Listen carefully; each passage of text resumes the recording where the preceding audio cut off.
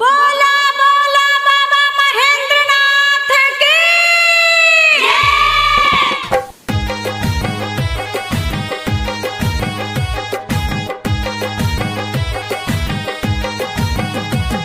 सैया हो मने करता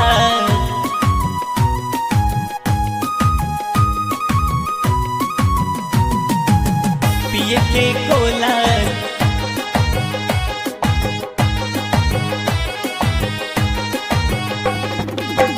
उठाई के भंगिया तू ले आइला घरे पिसत पिसत हमरे हाथ दर्द करे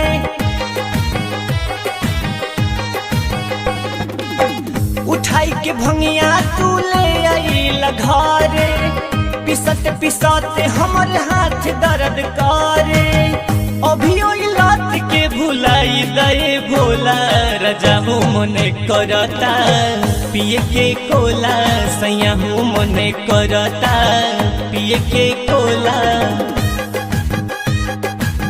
बोला बोला बाबा महेंद्रनाथ की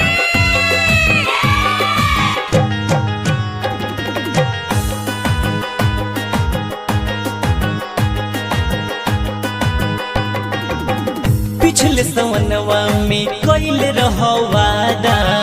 हम नहीं बुझी तोहर का इरादा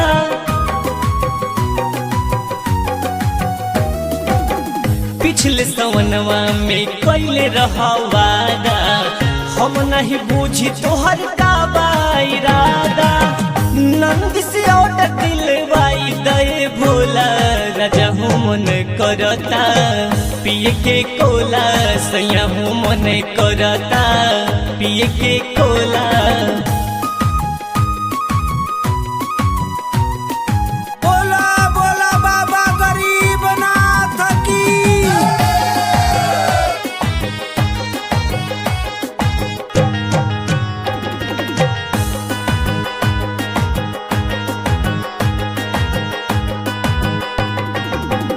अपने तू बन बड़ा भोला भंडारी हम नहीं समझी तोहर का लाचारी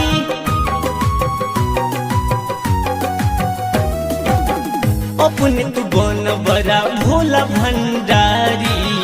हम नहीं समझी तोहर का लाचारी कबहू तू मुझे बनाई दे भोला राजा हूँ मने करता